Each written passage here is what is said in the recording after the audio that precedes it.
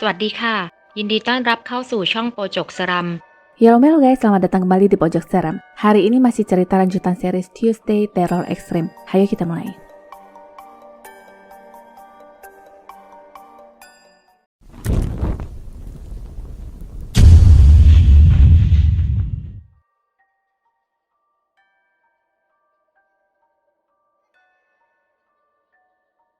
Film diawali dengan seorang perempuan berbadan super kurus yang sedang menjahit pakaian pengantin sampai tangannya tertusuk jarum. Waktu berlalu dan sekarang dikisahkan gadis bernama Milk yang akan bekerja di sebuah toko baju pengantin. Hari itu dia diantar oleh kekasihnya yang bernama Beng dan Beng sempat berubah mood sewaktu Milk berkata, "Suatu hari aku juga ingin memakai baju pengantin jahitanku." Milk disambut oleh pemilik toko bernama Nook dan lantai 2 akan menjadi tempatnya untuk memperbaiki gaun-gaun yang rusak. Debu yang menempel di mesin jahit membuktikan tempat yang sudah lama sekali tidak terpakai. Di lantai 3 terdapat banyak manekin dan di sana pula lampunya agak konslet, sedangkan lantai 4 merupakan ruang fotografi. Milk juga akan tinggal di lantai 5 dan lantai 6 merupakan rooftop. Toko akan dipercayakan kepada Milk sementara Nook akan keluar kota untuk seminggu. Hari berganti malam dan angin berhembus kencang yang menerbangkan selembar kertas merah yang tertempel di tandon air. Milk menelpon ibunya untuk mengabarkan pekerjaan barunya dengan gaji 2 kali lipat sambil menuruni tangga. Di tengah-tengah seperti ada perempuan yang ikut turun dengannya, tapi ketika Milk menoleh, perempuan itu menghilang. Milk pun mempercepat langkahnya dan besoknya dia melayani pelanggan pertamanya bernama Mile. Semua gaun yang dipajang di sana tidak cocok untuknya, tapi Milk memintanya untuk menunggu karena dia akan mengambilkan gaun lainnya di lantai 2. Setelah beberapa saat memilih, ada satu yang menarik perhatiannya. Milk pun segera membawanya, tapi sayang resletingnya patah karena Mile terlalu gendut untuk ukuran gaun tersebut. Walaupun begitu, Mile meminta agar Milk memperbesar ukurannya karena sudah jatuh hati. Milk menjawab mungkin butuh waktu yang sangat lama untuk memperbaikinya, tapi entah kenapa ada kata-kata, แล้วทำไมมึงไม่ลดน้ำหนักเองล่ะอีอ้วนจะแก้ทำเหี้ยอะไรชุดมันก็สวยอยู่ละ Mile langsung menoleh ke Milk, tapi Milk tidak merasa ada yang salah karena memang dia tidak merasa mengucapkan kalimat yang menyinggung. Seketika si babi gendut ini ingin memviralkan toko tersebut sambil marah-marah dan merekam Milk. Mile mengancam akan menyebarkan video tersebut dan karena takut, Milk pun berjanji akan mengerjakan baju tersebut dalam waktu 1 minggu serta memberikan diskon. Malamnya, Milk sudah akan mengerjakan gaun itu, tapi baru saja akan memulai, dia mendengar suara seperti barang jatuh di lantai 3. Milk memeriksa ke lantai 3 sambil membawa gunting dan sekarang ada lagi suara barang jatuh di lantai 4. Di sana ada vas bunga yang jatuh dan terlihat seperti ada sosok manusia di balik tirai. Milk mendekatinya pelan-pelan dan ternyata itu hanyalah si Beng kampret yang sedang bercanda. Milk merasa aneh sejak kapan Beng bisa menyelinap masuk, tapi Beng berkata bahwa Milk lah yang sudah membukakan pintu untuknya. Milk tidak pernah membukakan pintu, tapi Beng benar-benar dibukakan pintu oleh Milk tadi yang mengenakan baju pengantin. Dia bahkan menggoda Beng dengan lemparan CD-nya dan bersiap diranjang. Singkat cerita, mereka ewas-ewas dan Milk begitu ganas sampai Beng terkapar. Beng menceritakan apa yang sudah mereka lakukan barusan, tapi Milk sama sekali merasa tidak melakukan apapun. Beng meminta putaran kedua dan Milk langsung menanyakan jadwal pernikahan mereka yang langsung membuat kekasihnya bad mood. Masalahnya, ibu Milk meminta mahar besar yang tidak bisa disanggupi oleh Beng yang hanya seorang kurir makanan. Singkat cerita, keduanya berantem yang akhirnya membuat Beng meninggalkan tempat itu dan Milk menangis sampai ketiduran.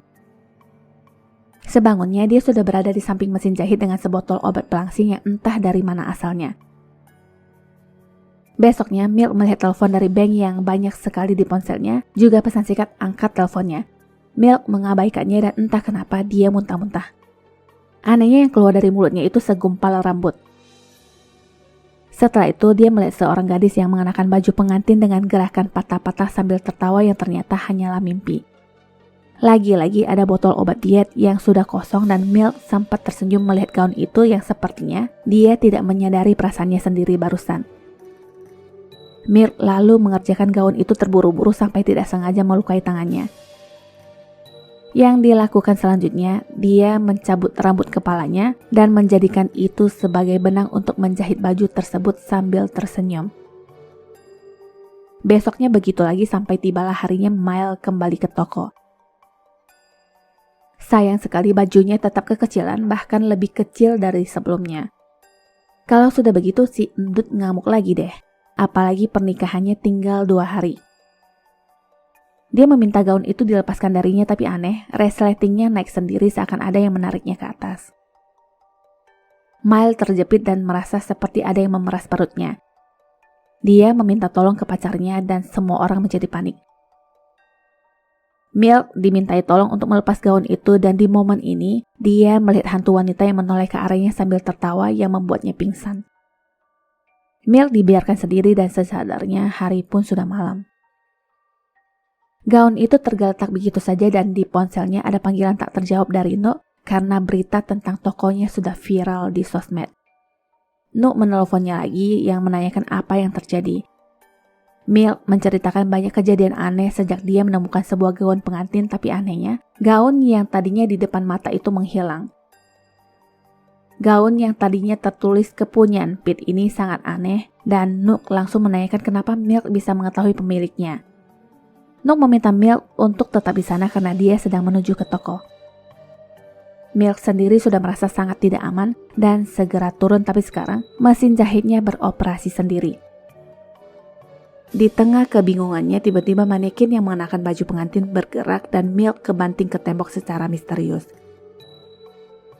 Sebuah lemari terbuka sendiri yang entah apa isinya tapi cukup membuat Milk berteriak. Cerita kemudian mundur di saat Beng dan Milk bertengkar dulu. Dalam tangisan Milk, sesuatu terjadi padanya yang kemudian dia pun berjalan mengejar Beng yang saat itu hendak pergi. Milk lalu Beng dengan wajah datar dan mayatnya dimasukkan ke dalam lemari. Nah, inilah yang dilihatnya sekarang. Milk menangis dan tak lama dia mendengar suara perempuan tertawa. Baju pengantin itu melayang di udara sedangkan di lantai bawah, Nuk baru saja sampai yang memanggil namanya. Karena tidak ada jawaban, Nuk pun perlahan naik dan menemukan sesosok wanita yang mengenakan gaun pengantin yang dipikir Milk. Tapi jika dilihat-lihat lagi, Nuk menyadari sosok itu adalah Pete dan mulai gugup. Pete menggerakkan bahunya yang suaranya seperti tulang patah dan pelan-pelan menoleh ke Nuk.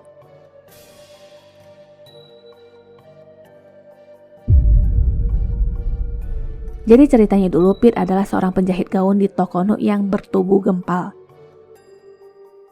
Pete juga memimpikan mengenakan gaun indah itu suatu hari, tapi apa daya badannya terlalu tebal. Walaupun begitu, Pete sangat ahli dalam membuat gaun yang selalu mendapatkan pujian untuk semua rancangan gaunnya. Suatu hari dia meminta Nuk untuk mengantarkannya ke klinik kecantikan agar impiannya tercapai. Singkat cerita, jadilah dia sedot lemak dan menjadi langsing. Pete menjadi sangat terharu dengan penampilan barunya, tapi dia juga sangat terobsesi menjadi kurus sampai mengkonsumsi obat diet setiap hari walaupun tidak makan banyak. Naik setengah ons saja, obat itu ditenggak lagi sampai dia depresi sendiri dan berhalusinasi melihat sosok tubuh gempalnya di cermin padahal aslinya sudah seukuran tengkorak melayang.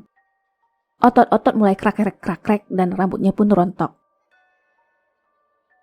Obat diet dihajar terus sampai dia muat memakai gaun pengantin sesuai dengan ukuran standar kecantikannya. Suatu hari Nuk memperbesar ukuran baju buatannya dan Pete marah karena menurutnya gaun itu sudah sangat sempurna.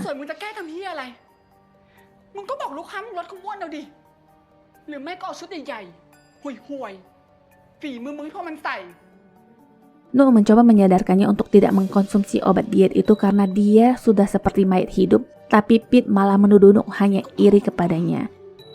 Nuk lalu kesal dan berkata,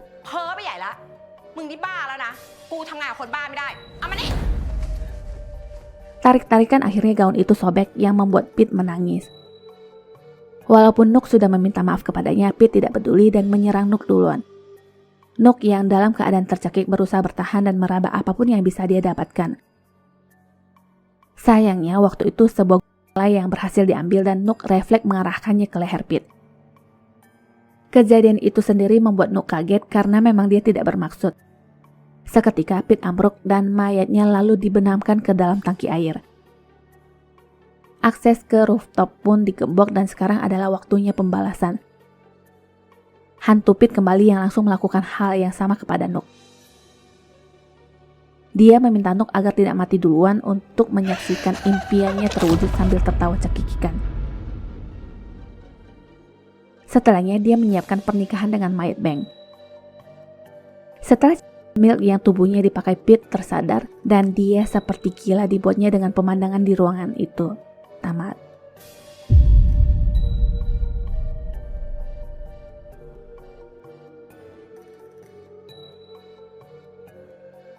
Film ini diawali dengan seorang pria yang bernama Nat yang mengapung di kolam. Melihat itu, gadis bernama Dao langsung melompat yang ingin menyelamatkannya, tapi ternyata Nat mengaku hanya sedang bersantai. 8 tahun kemudian usia mereka sudah hampir 30 tahun dan mereka sudah menjadi sepasang kekasih. Hari itu mereka pergi ke kuil Bukit Hitam dan suara lonceng di sana selalu membuat kesan merinding.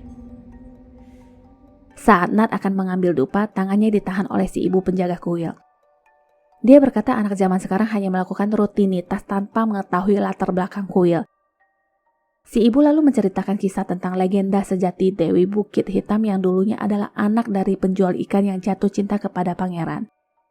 Hubungan itu menjadi cinta terlarang akibat perbedaan status sosial dan karena tidak diizinkan oleh tetua, Dewi pun mengakhiri hidup. Nah, karena kisah cinta sejati inilah yang mendorong banyak pasangan untuk berdoa di kuil tersebut. Tapi sebenarnya kisahnya tidak sampai di sana karena sebenarnya sang pangeran ternyata sudah bertunangan. Intinya pangeran berselingkuh dengan sang dewi dan mencampakkan tunangannya, tapi pangeran pun tidak bisa melarikan diri dari kesalahannya. Roh sang dewi diceritakan kembali ke rumah pangeran dan tunangannya sambil memanggil badai hujan. Anehnya hujan itu terasa seakan menyayat tubuh pangeran sampai ke tulang dengan ribuan dan rahasia yang disembunyikan dari sang dewi pun terungkap di sini. Singkat cerita, pangeran dan tunangannya pun sampai tewas dan itulah identitas sejati sang dewi yang dipercaya bahwa cinta adalah masalah hidup dan mati. Terkadang dia akan menggunakan kekuatannya untuk membuat pasangan kekasih melihat jati diri satu sama lain. Jadi pikirkan baik-baik sebelum berdoa, jika tidak, mereka bisa melihat hal yang tidak diinginkan. Mendengar itu Nat langsung pucat dan selama berdoa dia juga terlihat tidak tenang. Ketika melakukan CMC, yang keluar stik nomor 12 dari masing-masing kaleng. Saat ingin membaca artinya, tulisannya tidak terbaca. Nat mengajak Dao segera pulang karena sebentar lagi gelap, tapi sebenarnya di kertas itu sedikit terbaca yang bertuliskan, namun cintamu akan bermasalah jika kamu menyembunyikan masalahmu. Jangan coba-coba untuk memendamnya, jika tidak, hubungan kalian akan berakhir. Nat teringat akan email tawaran pekerjaan kepadanya sebagai arsitek di Swedia, sedangkan Dao taunya Nat masih akan di Bangkok bersamanya untuk mengembangkan resort di Bukit Hitam. Ditambah, ayah dari Dao juga menaruh kepercayaan yang besar kepada Nat untuk proyek tersebut. Dao sendiri selalu mengajak Nat berjanji untuk selalu bersama-sama dan mengelola resort bareng-bareng sampai tua. Nat tidak tahu harus berkata apa. Sorenya di saat dia sendirian, Nat melihat sosok berpakaian hitam yang berdiri tak jauh dari villa, bahkan sosok itu masih ada walaupun sudah malam. Dia menjadi sangat gugup, lalu sosok itu menghilang saat Dao memanggilnya untuk mengambilkan air. Setelah itu Nat segera naik ke atas dan di sini dia lebih syok lagi melihat Dao ketakutan sambil menangis. Suara lonceng berbunyi dan dari balik dinding yang gelap, sosok berpakaian hitam itu muncul dengan wajah yang menyeramkan. Dao segera menarik Nat untuk pergi, tapi sosok itu sudah ada di depan pintu. Dia basah kuyup dengan mata melotot dan Nat langsung menarik Dao untuk segera kabur. Dao terjatuh dan Nat yang sudah di luar ruangan merasa seperti digores oleh air hujan. Sekujur tubuhnya dipenuhi luka sayatan, tapi semua itu hanyalah kehaluannya semata. Hantu itu mendekat dan menjatuhkan bacaan untuk CMC nomor 12 mereka di vihara kemarin sambil melotot ke Nat. Di sana jelas tertulis, jangan sembunyikan apapun di hatimu. Ungkapkan yang kau pendam dan jangan melarikan diri jika kalian tetap ingin hidup. Ungkapkan isi hati satu sama lain. Dao langsung bertanya ini soal apa dan hantu itu siap mencekik Dao. Nat meneriakinya untuk jangan dan hantu itu pun menghilang. Nat pun kemudian menceritakan bahwa tahun lalu dia sudah melamar di perusahaan Swedia dan dia diterima. Cita-cita Nat memang selalu ingin bekerja di luar negeri. Ini tentu membuat Dao sedih dan Dao memberitahunya bahwa tadi pagi dia juga berdoa agar menjadi tahu akan seperti apa hubungan mereka nanti. Dao menilai Nat tidak serius dengannya, tapi mau gimana lagi. Dia lalu masuk ke kamar sendiri dan dari belakang tangan hantu itu menariknya dan sekarang Dao ada di masa yang berbeda. Waktu itu dia hadir di acara baby shower temannya. Temannya menanyakan di mana Nat. Apakah mereka sedang bertengkar? Yang dijawab tidak. Lalu temannya berubah lagi yang menanyakan kapan tanggal pernikahan mereka. Setelah itu mereka semua kembali ke masa sekarang yang ternyata temannya tadi itu samaran dari hantu perempuan dan yang di sampingnya sekarang adalah Nat. Tak lama Dao kembali lagi ke masa itu dan sekarang temannya bertanya, apa yang kau katakan kepada teman-teman? Bisa diulang kembali? Dao mengatakan seperti ini. พวกมึงรู้ป่าวว่าทำไมหลังๆกูไม่ค่อยนัดพวกมึงอะกูอิจฉาพวกมึงว่ะทำไมกูกับนัดถึงไม่เป็นแบบพวกมึงวะหลังๆมากูรู้สึกอึดอัดมากเลยว่ะกูไม่รู้ว่ามันคืออะไรอะกูรู้สึกกับมันน้อยลงเรื่อยๆกูแค่อยากให้เรากลับมาคุยกันได้เหมือนเดิมอะพวกมึงแต่งงานกันแล้วรู้สึกกันมากขึ้นไหมวะถ้ามันช่วยให้เปิดใจกันได้มากขึ้นมันก็ต้องแต่งแล้วปะดีกว่าไม่มีมันอยู่ในชีวิตกูอะ Dao lalu kembali lagi ke momen ini dan Nat mendengar semua curhatan hati Dao tadi. Sekarang Nat yang bete. Dao menahannya agar tidak pergi dan memohon agar mereka seperti dulu lagi karena sekarang tidak ada lagi yang disembunyikan darinya. Nat lalu menjawab, semua kuungkapkan seperti ini sambil wajahnya. Dao menjadi takut dan berteriak yang akhirnya dia dibawa lagi ke momen lainnya bersama sang ayah. Ayah bertanya apa yang ingin kalian sampaikan. Dao melihat ke arah Nat. Hantu itu memintanya bercerita tentang kerjaan Nat dan dulu sekali Daolah yang memohon kepada ayahnya untuk menerima Nat bekerja karena saat itu dia sudah banyak melamar tapi belum tembus juga. Dao merasa kasihan kepadanya dan melakukan ini tanpa sepengetahuan Nat. Sekarang dia harus mengakui semuanya dan lagi-lagi Nat tersinggung yang merasa harga dirinya diinjak-injak. Nat berkata sebelum itu juga ayahnya mengatakan sesuatu kepadanya. Sang ayah meminta Nat untuk menjaga Dao jika suatu hari ayahnya kenapa-napa, mengingat dia sedang sakit liver dan sebenarnya ayah juga tahu bahwa Nat melamar kerjaan di Swedia. Jadi intinya Nat merasa dia seperti di kerangkeng yang gak bisa kemana-mana demi Dao. Dia terpaksa berbohong yang mengatakan lamarannya ditolak saat itu. Sekarang apa? Sang ayah ternyata sembuh dan Nat terlanjur mengambil semua proyeknya. Nat juga mengaku dia melamar kerjaan di luar karena itu satu-satunya kesempatan terakhir untuk terbebas dari jeratan Dao. Kenyataan memang pahit dan sekarang Dao berkata bahkan sebenarnya Nat juga bukan pilihan pria terbaik untuknya karena pada hari itu dia hanya sedang membutuhkan seorang pria saja mau siapapun itu. Siapa sangka Dao sudah terjerat dengan Nat dan sekarang hantu itu berbisik di telinga Dao yang berkata, tapi bukankah kau berdoa agar dia terjebak di sini bersamamu? Mendengar itu Dao langsung lari yang dikejar oleh Nat. Nat penasaran apa yang sudah Dao doakan. Dao yang berada di tengah guyuran hujan merasa seperti kulitnya tercabik-cabik dan Nat terus mendesaknya. Dao akhirnya menjawab sejak awal mereka pacaran dia meminta Dewi melakukan apapun agar Nat tetap bersamanya selamanya. Ini tentu dinilai terlalu egois dan Nat begitu emosi sampai mendorong Dao lalu keduanya terjatuh ke kolam.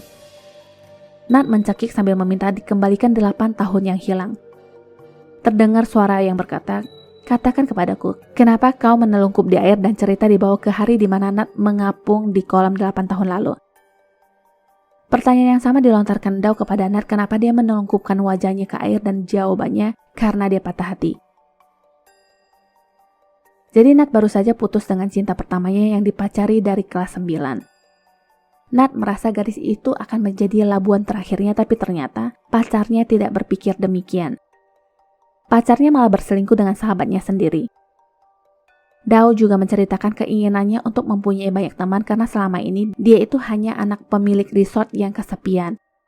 Saat itu Nat menanggapi sebenarnya bukan masalah seberapa banyaknya teman tapi seseorang yang bisa mendengarkan, memahami dan tumbuh bersama itu sudah cukup. Itulah awal pertemuan dan hari jadian mereka dan sekarang masing-masing diingatkan kembali sampai ke akar-akarnya. Nat tersadar dan memeluk Dao sambil menangis. Semuanya menjadi jelas dan besoknya sebuah email masuk ke ponsel Nat yang menyelamati dirinya karena sudah menerima kerjaan di Swedia dan bagian HRD akan segera menghubunginya. Hantu itu juga berdiri di belakang mobil mereka dan Nat memperlihatkan emailnya kepada Dao. Dao berkata bahwa mereka akan mencari jalan keluar bersama lalu hantu itu pun menghilang. Seperti kata Nat sebelumnya, teman itu hanya perlu mendengar, mengerti dan tumbuh bersama bukan mengikat karena ego. Tamat. ขอบคุณที่รับชมช่องของเรานะคะ ถ้าชอบอย่าลืมกดไลค์ กดติดตาม และแชร์หนังเรื่องต่อไปของเรานะคะ ขอบคุณค่ะ Sampai jumpa.